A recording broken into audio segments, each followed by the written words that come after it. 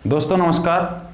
दोस्तों आपको पता है हाल ही में रीट परीक्षा को कैंसिल किया गया है और आने वाले दिनों में रीट को फिर से कंडक्ट कराया जाएगा और आने वाले दिनों में सेकंड ग्रेड की एग्ज़ाम भी होने वाली है। और सिलेबस में आपको पता है एसएस अपने आप में एक बहुत बड़ा रोल प्ले करती है और एसएस की सीरीज आज हम शुरू करने जा रहे हैं। और सबसे पहले जो एसएस में हम देखेंगे वो हिस्ट्री का पोर्शन देखेंगे और हिस्ट्री में भी सबसे पहले एंशेंट हिस्ट्री को हम कवर करने का प्रयास करेंगे। और एंशेंट हिस्ट्री में भी पहला टॉपिक जो इंडस वैली सिविलाइजेशन है, जिसे सिंधु घाटी सभ्यता कहा जाता है, उसको हम शुरू करेंगे। तो दोस्तों सबसे पहले आपको ये पता होना चाहिए कि हिस्ट्री किसे कहते हैं। पहला सवाल उठता है कि हिस्ट्री क्या है। दोस्तों हिस्ट्री का मतलब है कि मानवीय क्रियाएं और मानवीय घटनाओं का क्रोनोलॉजिकल पैटर्न में अध्ययन। क्रोनोलॉजिकल पैटर्न का मतलब यह है कि जो मानवीय घटनाएं हुई हैं उनका तिथिवार अध्ययन, ये कहलाता है इतिहास। अब ये भी 3 टाइप का होता है। पहला होता है यदि आप मानव और मानव के उद्विकास के वैज्ञानिक पक्ष को यदि आप देखते हैं तो उसे एंथ्रोपोलॉजी कहा जाता है, जिसे मानव विज्ञान भी कहा जाता है। मानव विज्ञान या मानव शास्त्र। और जब यदि आप पृथ्वी के विकास को का अध्ययन जब आप करते हैं तो इसे भूगोल कहा जाता है। और जब आप मानवीय घटनाओं के पक्ष को देखते हैं तो इसे इतिहास कहा जाता है।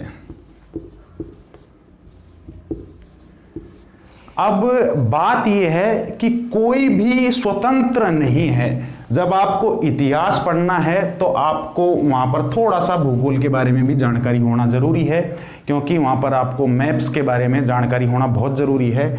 और यदि मानव विज्ञान को छोड़ देते हैं तो फिर इतिहास का कोई मीनिंग ही नहीं है, क्योंकि मानव तो केंद्र में है ही।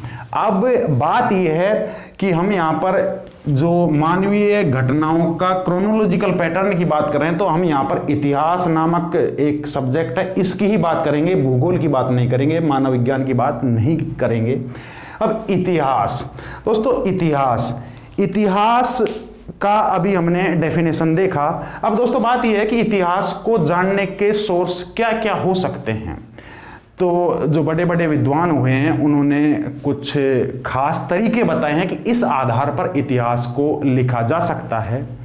तो सबसे पहले जो इतिहास को जानने का यह है कि आप देख करके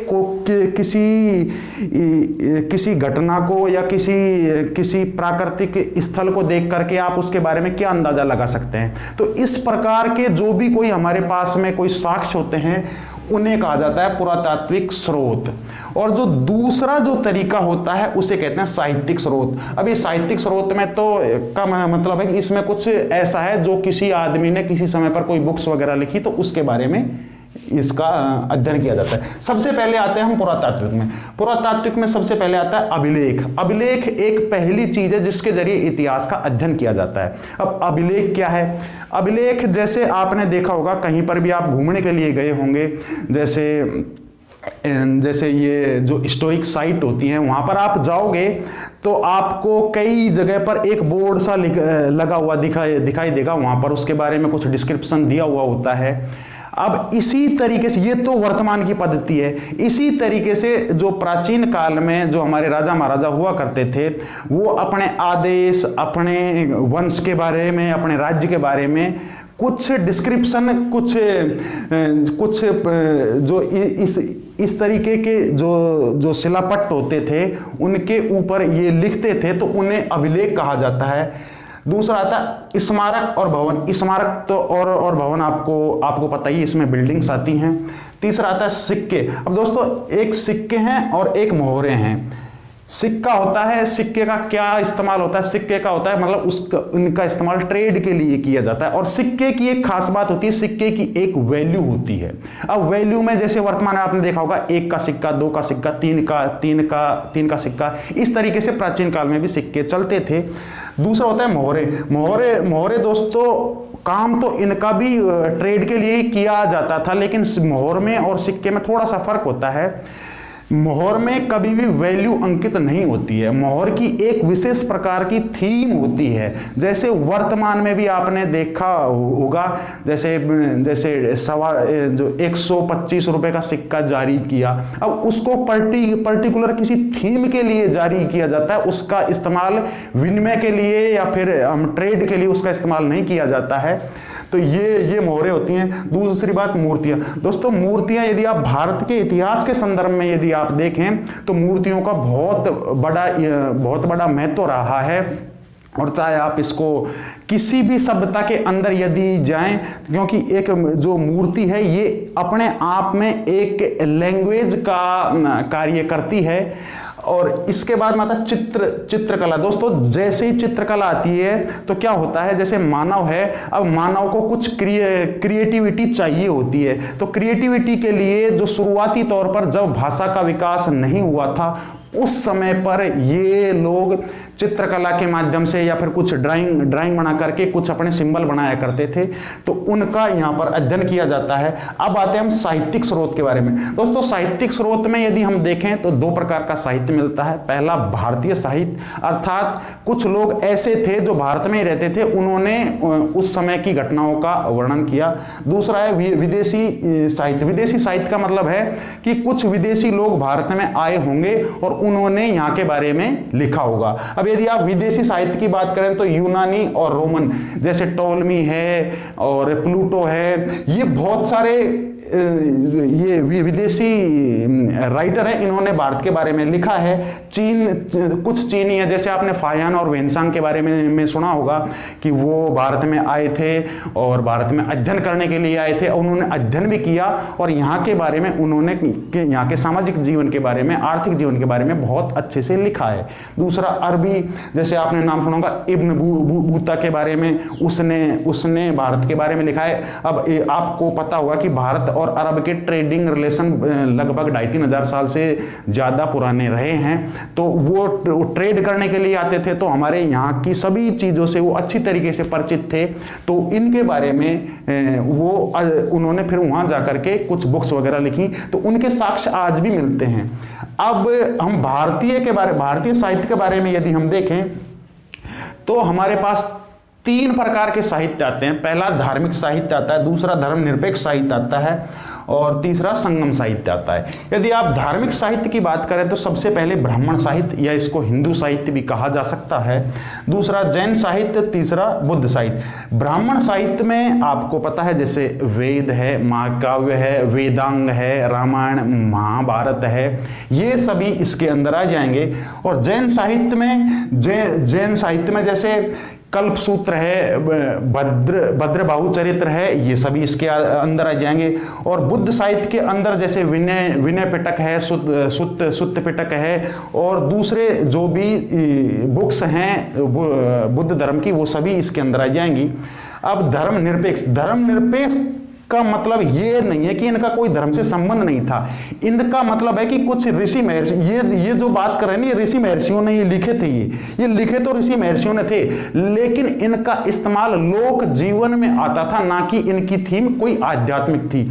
जैसे कौटिल्य महाराज ने लिखा था अर्थशास्त्र, और इसके अलावा कालिदास ने लिखा था जैसे मेघदूत है, और मेघदूत के अलावा रघुवंश है, मालविकाग्नि मित्रम है ये। और संगम साहित्य ये दक्षिण भारत से संबंधित है। तो दक्षिण भारत के इतिहास के बारे में जो संगम काल है, तो संगम काल के बारे में जो वर्णन देता है वो संगम साहित्य है। तो ये तो है इतिहास को जानने के स्रोत। अब बात आती है कि इतिहास के काल का वर्णन।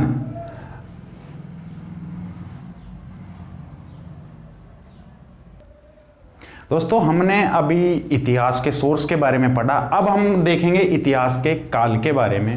दोस्तों इतिहास का काल है, काल को हम 3 खंडों में विभाजित करते हैं। पहला काल जिसे प्री हिस्टोरिक इरा बोलते हैं या प्री हिस्टोरिक एज भी बोलते हैं, हिंदी में इसे प्रागैतिहासिक काल बोलते हैं।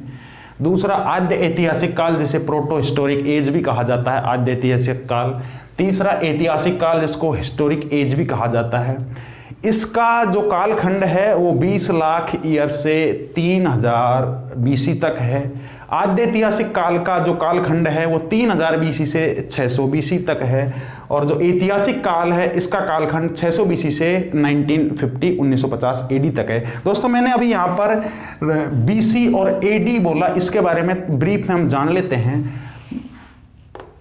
0 यहाँ पर हुए थे जीसस, जिसे ईसा मसीह कहा जाता है।